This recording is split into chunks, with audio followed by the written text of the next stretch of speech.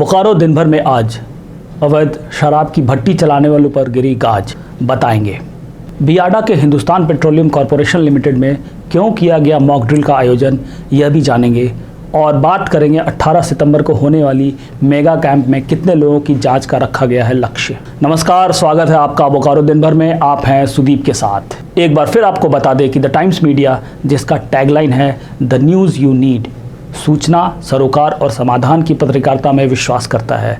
इसलिए हमारे सभी कार्यक्रम में हम बड़ी खबरों की सूचना देने के साथ साथ ऐसी भी सूचना देते हैं जो किसी न किसी तरह से आम लोगों की मदद करता हो। आज की कवर स्टोरी में जानेंगे कि क्या कोरोना काल में हेल्थ इंश्योरेंस मददगार है। खबरों में आज यूथ इंटक ने किस मुद्दे को लेकर की बैठक, इसकी भी बात करेंगे। बोकारो के सभी 9 प्रखंडों पर नज़र होगी और भी बहुत कुछ। लेकिन पहले देश दुनिया का हाल। रूस भारत को कोरोना वैक्सीन के 100 मिलियन डोज देगा। भारत में कोरोना मामले 50 लाख के पार, 29 लाख मरीज स्वस्थ भी हुए। भारत में कोरोना के एक दिन में 90,000 से ज़्यादा केस, 1,292 लोगों की हुई मौत। बाबरी विध्वंस मामले में लखनऊ में सीबीआई की स्पेशल कोर्ट 30 सितंबर को फैसला सुनाएगी। इस मामले में लालकृष्ण आडवाणी, मुरली मनोहर जोशी, उमा भारती समेत 32 आरोपी हैं। यूएई, बहरीन और इजराइल के बीच ऐतिहासिक समझौता। सप्ताह के तीसरे दिन सेंसेक्स 258 अंक और निफ्टी 82 अंक बढ़कर बंद हुआ। सोने की कीमत 130 रुपए प्रति 10 ग्राम बढ़ी, तो वहीं चांदी का दाम 500 रुपए प्रति किलोग्राम गिरा। एक नज़र आपके राज्य झारखंड की 3 बड़ी खबरों पर।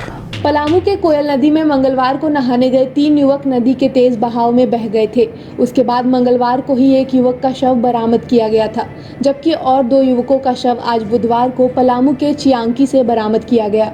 आरटीपीसीआर टेस्ट किट और वीटीएम किट के कीमत में गिरावट आने के बाद झारखंड में विभागीय निर्देशानुसार कोरोना के जांच के लिए जाने वाले शुल्क की अधिकतम धनराशि 1,500 रुपये निर्धारित की गई है। और अगर कोई भी प्रयोगशालाएं जांच के लिए इससे अधिक कीमत लेती है तो उन पर कार्यवाही की जाएगी। दुमका दौरे के दूसरे दिन मंगलवार को मुख्यमंत्री हेमंत सोरेन ने सरकार आपके द्वार कार्यक्रम में भाग लिया। इस दौरान मुख्यमंत्री ने कहा कि राज्य सरकार अब 60 साल से अधिक उम्र के सभी बुजुर्गों और हर उम्र की विधवा को पेंशन देगी।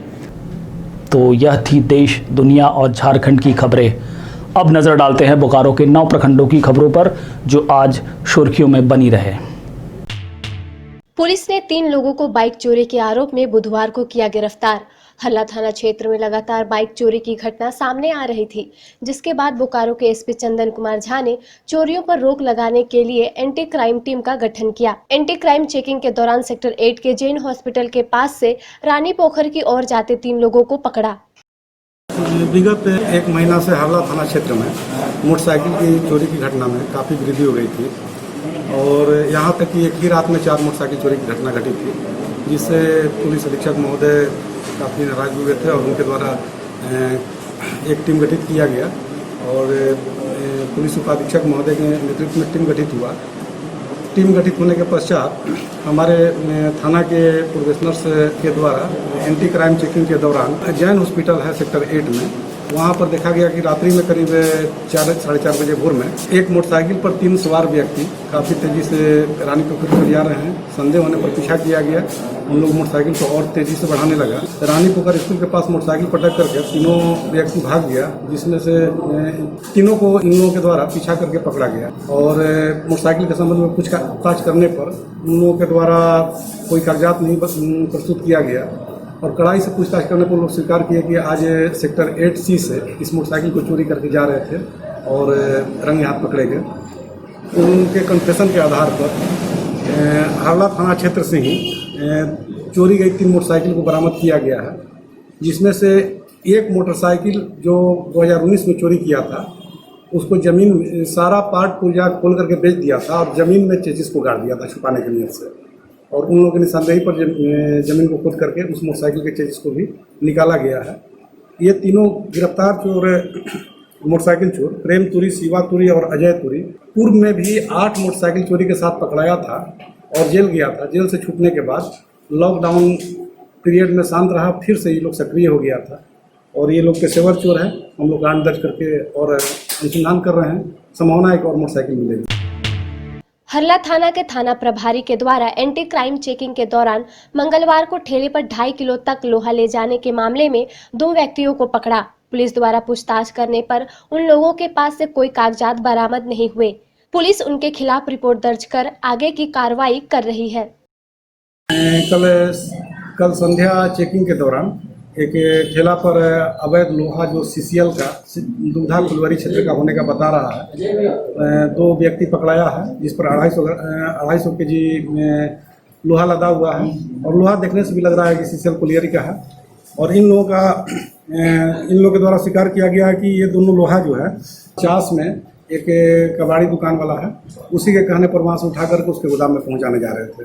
इन दोनों को गिरफ्तार किया गया है। सेक्टर 5 में मंगलवार को यूथ इंटेक बोकारो की एक बैठक हुई।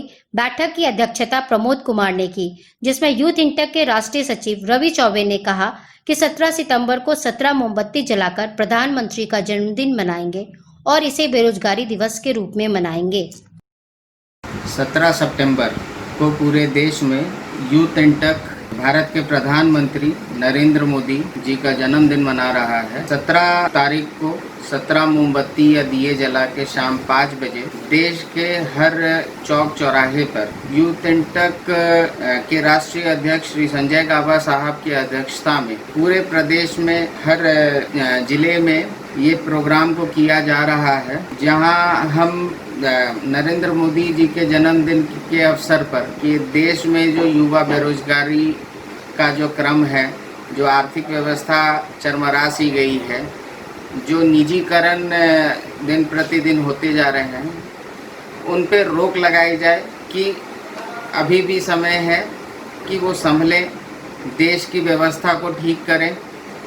इसके लिए बोकारो ज़िला में भी ये प्रोग्राम को किया जा रहा है, जिसमें बोकारो के हर चौक चौराहे, नया मोड़ पे, बेरमो में, जैना मोड़ में, फुसरो में, तुक्काडी में, चंदन क्यारी में, चंद्रपुरा में, गोमिया में, हर जगह यूथ इंटेक के साथी इस प्रोग्राम को कर रहे हैं। और ये कहा जाए कि इस प्रोग्राम को हम बेरोजगारी दिवस के नाम पर 17 सितंबर को कर रहे हैं। बोकारो उपायुक्त राजेश कुमार सिंह ने गोपनीय कार्यालय में अधिकारियों के साथ बैठक कर जानकारी दी कि बुधवार यानी कि 16 सितंबर 2020 को होने वाली विभिन्न स्थानों पर कोरोना जांच का मेगा शिविर को अनिवार्य कारणों से स्थगित कर दिया गया है। अब यह मेगा कैंप 18 सितंबर 2020 को निर्धारित स्थानों पर होगा। बोकारो जिले में मंगलवार रात कोरोना के 46 नए केस की पुष्टि हुई है, जिसके बाद उन्हें कोविड अस्पताल और कोविड केयर सेंटर में भर्ती कराया गया है। बोकारो इंडस्ट्रियल क्षेत्र बियाडा के एचपीसीएल में मंगलवार को हादसे से निपटने के लिए मॉक ड्रिल का आयोजन किया गया। एचपीसीएल के मुख्य डिपो प्रबंधक मनोज कुमार मधुकर ने अग्निशामक इंजन ऑटो स्टार्टिंग के बारे में बताया कि इस प्रकार का मॉक ड्रिल हर 6 महीने में आयोजित की जाती है।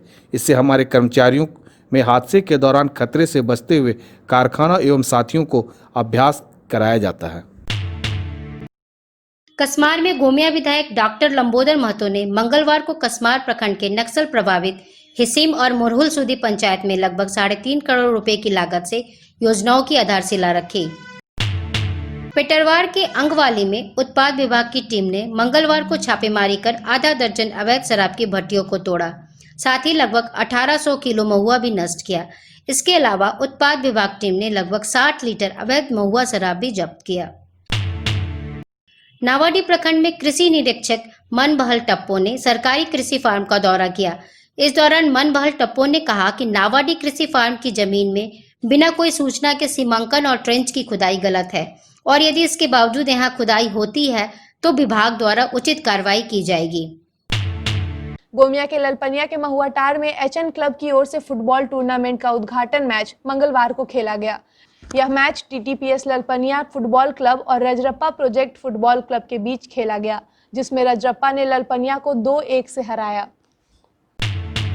तो ये थी बोकारो जिले की बड़ी खबरें। अब चलते हैं आज की कवर स्टोरी पर। देश में कोविड-19 के मामलों की संख्या 50 लाख के पार हो गई है और ये आंकड़े धीरे धीरे बढ़ते ही जा रहे हैं। कोरोना से अभी तक देश में 82,066 लोगों की मौत हो गई है। वहीं 39,42,360 लोग स्वस्थ होकर घर भी लौटे हैं। और खबरों की माने तो कई केसेस में एक कोरोना मरीज के प्राइवेट अस्पताल में 14 दिन चले इलाज का खर्च लगभग 2.5 लाख से 3 लाख रुपए भी आ जा रहे हैं और हर किसी के लिए एक साथ इतना खर्च उठाना संभव नहीं हो पाता। ऐसे में क्या हेल्थ इंश्योरेंस मददगार हो सकता है? यह जानने के लिए हमने बात की बीमा सेवा केंद्र के प्रणव देव से। सबसे पहले उनसे जानते हैं कि क्या हेल्थ इंश्योरेंस कंपनियां इस कोरोना बीमारी को कवर करती है। प्रणव जी, क्या इस कोरोना बीमारी को हेल्थ इंश्योरेंस कंपनियां कवर करती हैं? पहले तो मैं सभी से यही कहना चाहूँगा कि बच के रहिए, अपने बचिए, अपने आप को बचाइए और इसी से हम देश को ही बचा सकते हैं। अब रहा सवाल हेल्थ इंश्योरेंस का। बहुत सारी कंपनियां हेल्थ इंश्योरेंस कर रही है और करीब करीब सारी कंपनियां अपने सारे हेल्थ इंश्योरेंस में कोरोना को कवर कर रही है, लेकिन कुछ कंपनियां उसके लिए एक्स्ट्रा चार्ज लेती है और कुछ कंपनियां फ्री ऑफ कॉस्ट कवर कर रही है। अगर आपका पहले से कोई हेल्थ इंश्योरेंस चल रहा है तो उस पर भी कोरोना का कवर हो रहा है। अगर आप कोई नया पॉलिसी ले रहे हैं तो डे 1 से कोरोना का कवर और एक्सीडेंट का कवर मिलता है, जबकि बाकी बीमारियों के लिए 30 डेज का वेटिंग पीरियड होता है। जैसा कि प्रणव जी ने कहा कि लगभग सभी कंपनियां कोरोना की पॉलिसी को कवर करती है। अब जानते हैं कि कोरोना को ध्यान में रखते हुए क्या हेल्थ इंश्योरेंस कंपनियों ने कुछ अलग पॉलिसी बनाई है। अभी कोरोना को ध्यान में रखते हुए गवर्नमेंट का इंस्ट्रक्शन आया है कि हर वो कंपनी जो रजिस्टर्ड है और जिसमें 7 से ज़्यादा एम्प्लॉय हैं, उनको अपने एम्प्लॉय के लिए मेडिक्लेम लेना ही लेना है। इसके लिए बहुत सारा प्रोडक्ट और सस्ता से सस्ता प्रोडक्ट हर कंपनी ने लॉन्च कर दिया है।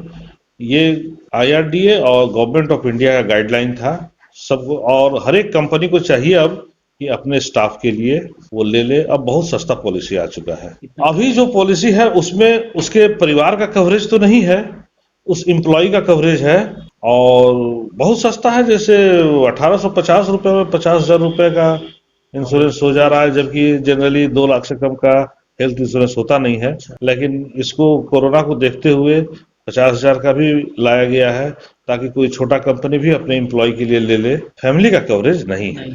अब जानते हैं कि अगर किसी व्यक्ति की कोरोना से मृत्यु हो जाए तो क्या हेल्थ इंश्योरेंस कंपनियों की कोई जवाबदेही बनती है? नहीं, मृत्यु की स्थिति में हेल्थ इंश्योरेंस से कहीं भी कोई पैसा नहीं मिलता है। हाँ, लेकिन मृत्यु से पूर्व अगर उसके इलाज में जो भी खर्च हुआ है वो उसके नॉमिनी को मिल जाएगा या उस हॉस्पिटल को मिल जाएगा। अगर कैशलेस में है तो, रिम्बर्समेंट में है तो उसके नॉमिनी को उतना पैसा मिल जाएगा। लेकिन एक बात मैं यहाँ पे कहना चाहूँगा कि अगर उसने LIC से कोई पॉलिसी ले रखी है तो उसके लिए LIC ने एक स्पेशल पैकेज तैयार करके रखा है उसके क्लेम को पेमेंट करने के लिए, ताकि कोविड-19 से होने वाले मृत्यु के किसी भी क्लेम में किसी तरह का कोई देरी नहीं हो। जहाँ तक लॉकडाउन में सारे ऑफिसेज बंद थे, उस वक्त भी अगर किसी का कोरोना से या कोविड-19 से मौत हुआ है तो उसके लिए स्पेशली ऑफिस को खुलवा के 2 से 3 दिन में उसके क्लेम को दिला दिया गया है। ये स्पेशल इनिशिएटिव LIC की तरफ से लिया गया था या लिया गया है अभी कोविड-19 के लिए। लेकिन हेल्थ इंश्योरेंस में मरने पर कुछ नहीं है, वो उसके इलाज तक ही सीमित रहता है। अब मान लीजिए अगर किसी को शंका हो कि उसे कोरोना है और वह जांच कराना चाहता है तो क्या कंपनियां इसका भी खर्च उठाती हैं? यह प्रश्न का उत्तर भी मिलना ही चाहिए। अगर किसी को लगता है कि उसको कोरोना के लक्षण हैं, अगर वो जांच कराता है तो उसका OPD का खर्च, ये सब खर्च कंपनी वहन करती है क्या? नहीं, ये मेडिक्लेम है और मेडिक्लेम में मस्ट है कि उसको 24 घंटा का हॉस्पिटलाइजेशन चाहिए ही चाहिए। ये पूरी तरह से कैशलेस है? हाँ, ये पूरी तरह से कैशलेस है अगर उस कंपनी के नेटवर्क हॉस्पिटल में जाते हैं तो, अदरवाइज रिम्बर्समेंट का भी सुविधा है। पूरे इंडिया में कहीं भी कवर होगा, ओवरसीज कवर नहीं करता है। तो यह थी कोरोना के पॉलिसी से जुड़ी कुछ महत्वपूर्ण बातें। ऐसे ही हम आपको अलग अलग महत्वपूर्ण जानकारियां देते रहेंगे। अब जान लेते हैं मौसम का हाल। 3-4 दिनों से लगातार निकलती कड़ी धूप के कारण उमस के दर में बढ़ोतरी देखने को मिली और आज भी दिन की शुरुआत कड़ी धूप के साथ हुई और शाम तक मौसम सामान्य रहा। मौसम विभाग के मुताबिक अगले 3-4 दिनों में बारिश की संभावना है। आज का अधिकतम तापमान 33 डिग्री सेल्सियस और न्यूनतम तापमान 26 डिग्री सेल्सियस रिकॉर्ड किया गया। आप अपने आसपास की घटनाएं और समस्याओं को हमें व्हाट्सअप कर सकते हैं। हमारा व्हाट्सअप नंबर है 9334210302। फिर मिलेंगे बोकारो दिन भर में, सोमवार से शुक्रवार रात 8 बजे। तब तक के लिए नमस्कार। बने रहें thetimesmedia.com पर। आप हमें फेसबुक और यूट्यूब पर भी देख सकते हैं।